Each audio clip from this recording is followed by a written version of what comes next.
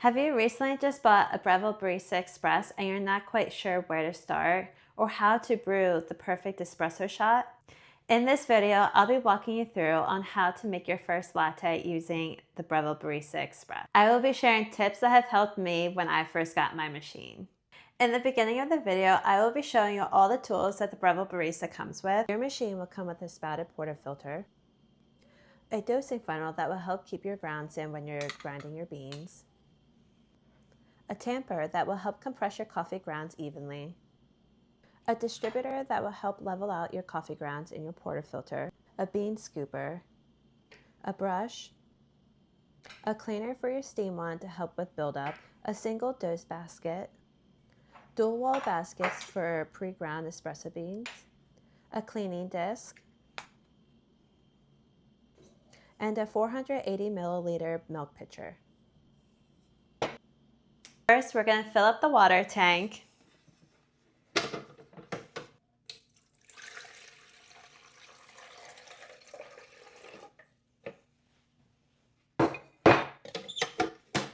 Then we're going to turn on the espresso machine and let it heat up for a few minutes.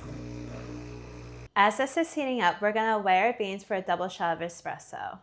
This machine does come with a bean hopper where you can put all your coffee beans in here. But what I prefer to do is to weigh my beans out with using a scale. Now your machine will not come with the scale, but I highly recommend one, and I'll show you why. To get the best tasting espresso, it's all about precise measurements. This is called dialing in your beans. For a double shot of espresso, you will want 18 grams. A very important tip to remember is always use fresh beans when dialing in your beans. Always look on the bags to make sure that they have a roast date. It will significantly help with the taste of your espresso. You can set your machine to grind a single shot or a double shot. In this case, we are grinding a double shot. On the side of your machine, you will be able to set your grind size. Every bag of beans is different. Roast level and freshness affect grind size, so there's no perfect setting. That's why dialing in each new bag matters. I suggest starting at 6 and make adjustments depending on the shot. I like to weigh my portifilter and zero it out before grinding my beans. This helps with accurate measurements. Remember, we want to have 18 grams of grinded beans.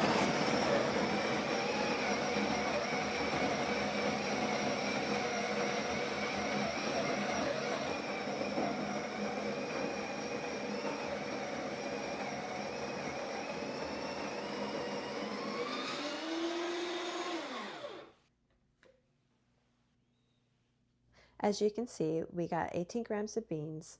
And now it's time for puck prep. Puck prep is making sure your coffee grounds are evenly distributed and tamped flat before brewing. A good puck prep helps water flow evenly, which means better extraction and better tasting espresso. During these steps, you will be using your tamper, which you will find to the left of your grinder, and then you will be using your flat distributor tool. You should have a flat, leveled, and compressed looking puck. Another tip I'm going to share with you is using a puck screen. This isn't necessary, but this will help with the flow rate of your espresso, reduce channeling, and keep the group head of your machine clean. Once your puck prep is all done, now it's time to brew your espresso. Again, you'll be seeing I'm using my coffee scale. This will help me measure out my shot and the flow rate of my espresso. When dialing in my new bag of beans, I like to manually brew my espresso. With that said, I'm going to program my shot. We're going to hit the program button and the double shot of espresso. For a double shot of espresso, we're going to aim for 36 grams out and in about 30 seconds.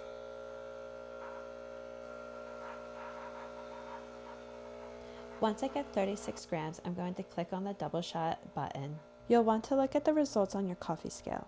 If your shot came out too fast, you'll want to grind more fine. If your shot came out too slow, then you'll want to grind more coarse. When repeating these steps, continue to manually program your espresso shots. When you have dialed in the perfect espresso shot, the next time you make a coffee, you'll be able to just click on the double shot espresso button because you have programmed your shot. I recommend emptying your portifilter after you're done. This will help prevent it from getting stuck in your portifilter. Next, you're going to grab your milk pitcher and fill the milk just below the spout line.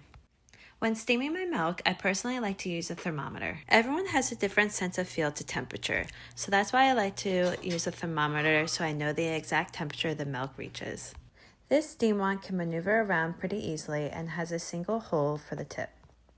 As soon as you turn the steam knob on, you will want to wait until you see the indicator light stop blinking. I usually wait 30 seconds after the light stops blinking and until the steam comes to max pressure.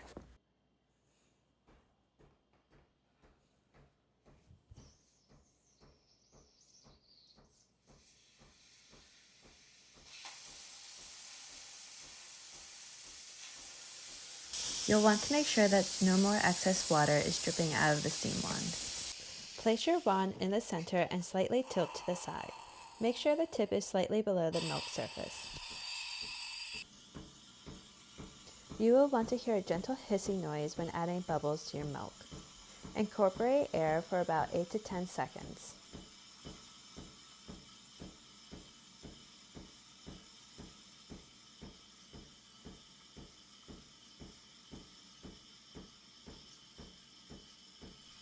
To stop adding air into your milk, slightly raise your pitcher. This will help texturize your milk so you get that silky smooth milk texture.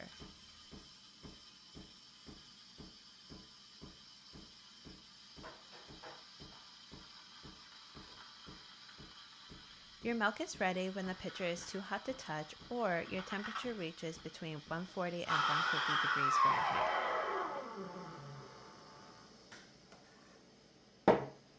Always purge your steam wand and wipe down to get all the excess milk off.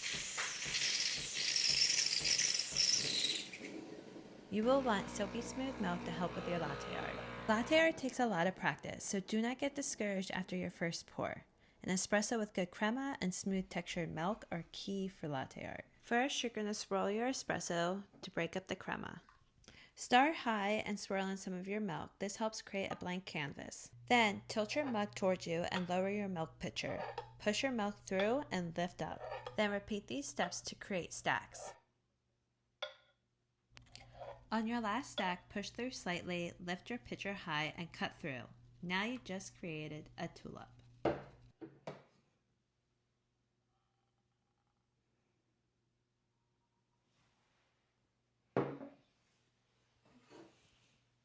Now that you know how to make cafe quality lattes at home, I'm going to show you some simple ways on how to keep your espresso machine running smoothly and keeping it nice and clean.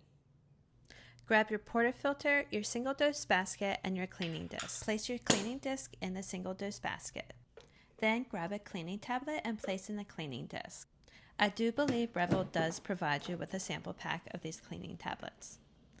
Make sure your machine is off, then click the single and double shot button at the same time, and then click the power button too. The cleaning cycle will begin and take about 5 minutes. When the cycle is done, you will hear 2 beeps, and then take your portifilter out and make sure that all of the tablet dissolved. If the tablet has not dissolved, repeat the cleaning process again. This cleaning process is called back flushing your machine. This helps remove built-up coffee oils and residue. Depending how often you use your machine, this could be a daily, weekly, or even a monthly routine. Another cleaning maintenance you should keep up with is changing out your filter every 3 months. If you need a good reminder on how to clean your machine, Breville has a step-by-step instructions on the back of their water tank.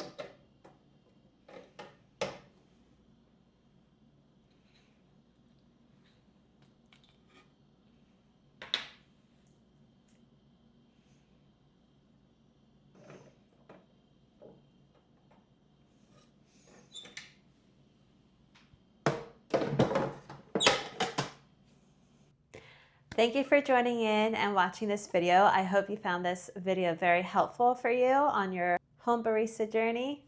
Let me know in the comments what helped you the most, and cheers to many more coffees at home.